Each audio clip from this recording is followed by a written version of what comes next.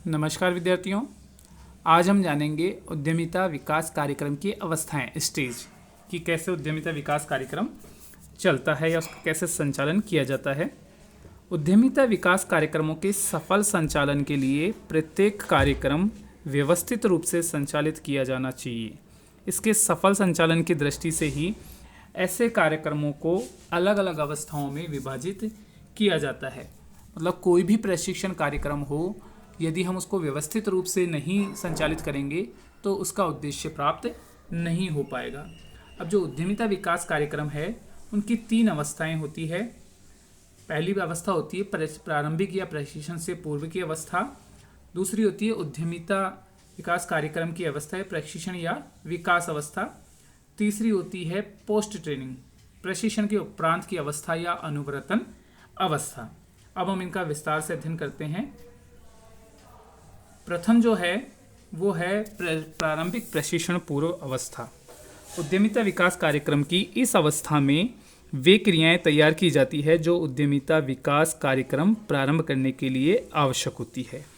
जैसे प्रशिक्षण कार्यक्रम के संचालन हेतु आधारभूत सुविधाओं की व्यवस्था करना, अतिथि प्रशिक्षण जो लोग वहाँ अपना व्याख्यान देंगे या प्रशिक्षण देंगे उनसे बातचीत करना, प्रशिक्षण के पाठ्यक्रम का निर्धारण करना, प्रशिक्षण प्रत्याशियों के चयन हेतु आवेदन पत्र या प्रारूप का निर्धारण करना कि किन लोगों को हम प्रशिक्षण देंगे, प्रत्याशियों के चयन के मानदंडों का आधार का निर्धारण करना, प्रत्याशियों के चयन हेतु चयन समिति का गठन, प्रशिक्षण एवं विकास कार्यक्रम का प्रचार प्रसार, फिर प्रत्याशियों से आवेदन प्राप्त करना, उनमें निर्धारित संख्या में प्रत्याशियों का चयन करना और प्रशिक्षण कार्यक्रम के उद्घाटन की व्यवस्था एवं उद्घाटन करना।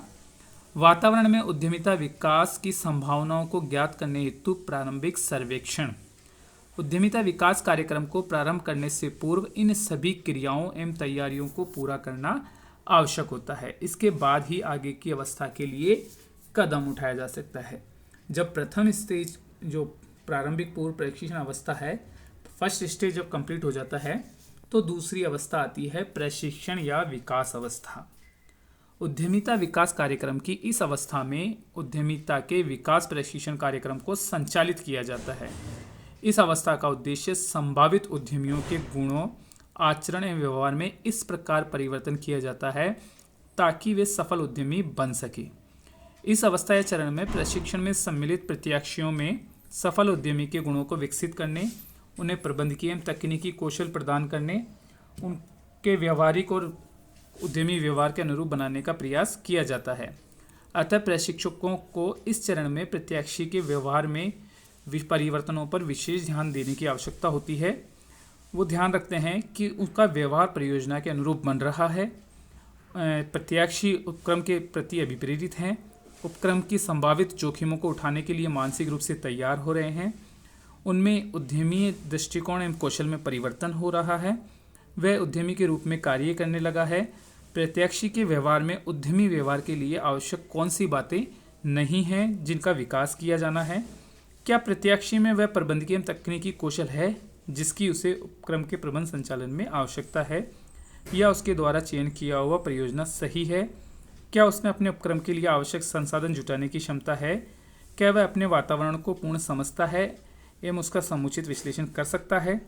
यदि इन प्रश्नों का उत्तर संतोषजनक प्राप्त होने पर ही प्रत्याशी के उद्यमी के रूप में ठीक ठाक विकास की आशा की जा सकती है। जब दूसरा प्रशिक्षण विकास कार्यक्रम की दूसरी अवस्था पूर्ण हो जाती है तब आती है उसकी अगली और अंतिम अवस्था प्रशिक्षण के उपरांत की अवस्था अर्थात अनुवर्तन। सभी प्रशिक्षण कार्यक्रमों का अंतिम उद्देश्य सफल उद्यमियों का विकास करना है।